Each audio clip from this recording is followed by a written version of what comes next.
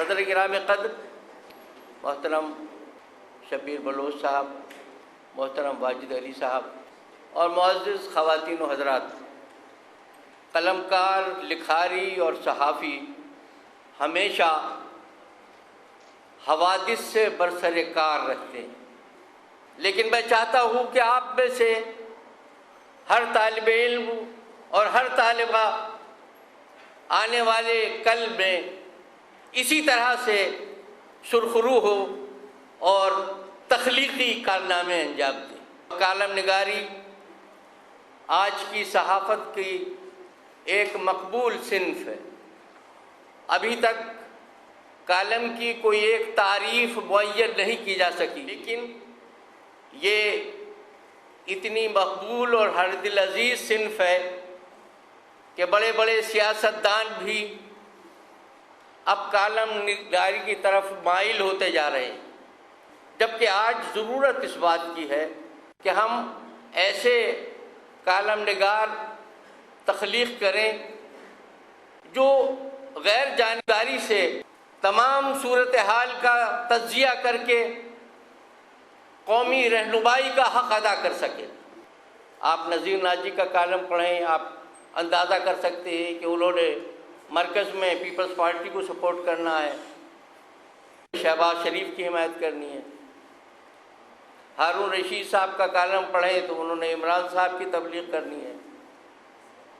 عطاء اللہ قاسمی کا کالم پڑھیں تو وہاں نواز شریف صاحب کا قصیدہ ہے۔ قومی ضرورت یہ ہے کہ ہم اپنی ذاتی ترجیحات اور اپنی ذاتی خواہشات اور ذاتی تمناؤں سے بالاتر ہو کر قومی تناظر میں قومی رہنمائی کریں اور ایسے کالم تخلیق کریں جس سے زندگی کی مختلف جہتوں میں ہمیں نئی نئی راہیں نظر آئیں۔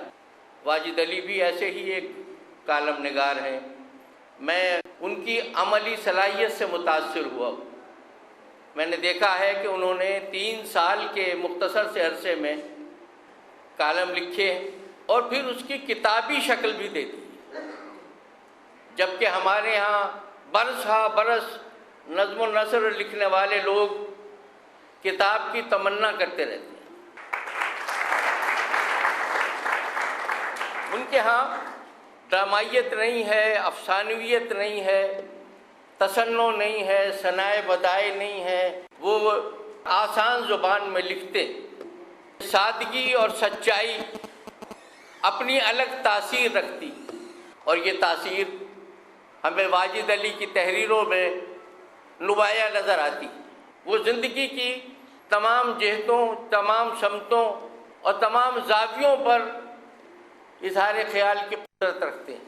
ان کے ہاں معاشرے کی بدلتی ہوئی قدریں، ٹوٹتی ہوئی روایتیں نہایت سادہ اور سلیس زبان میں اپنی بات لوگوں تک پہنچانے کی کوشش کی۔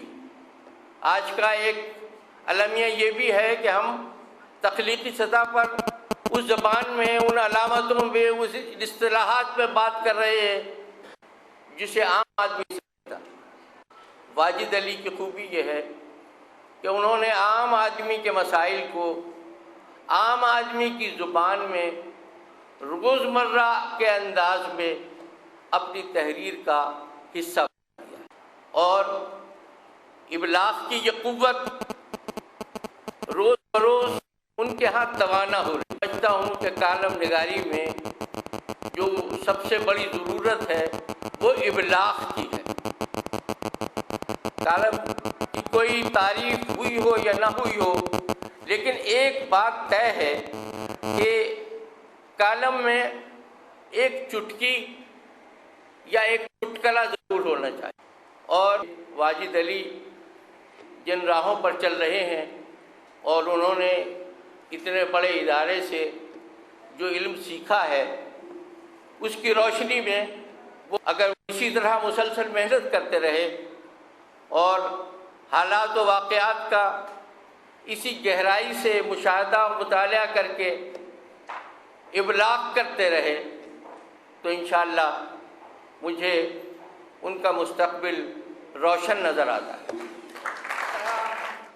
ان میں آگے بڑھنے کی ایک تڑپ، لگن اور صلاحیت موجود ہے، وہ اس سے مسلسل کام لیں گے اور زیادہ سے زیادہ مطالعے کے ساتھ، زیادہ سے زیادہ مشاہدے کے ساتھ، زیادہ سے زیادہ عوامی رابطے کے ساتھ صحافتی تخلیقات کو ایک نیا اسلوب دینے کی کوشش کریں گے۔ میں سوچتا رہا کہ اس کتاب کا روک ٹوک عنوان کیوں ہے، جبکہ میں نے تو دیکھا ہے کہ اس ساری کتاب میں انہوں نے بلا روک ٹوک کے سارے خیال کیے۔ ان کا عنوان بلا روک ٹوک، بلا کم و کاست، بلا لحاظ، بلا خوف و خطر ہونا چاہیے،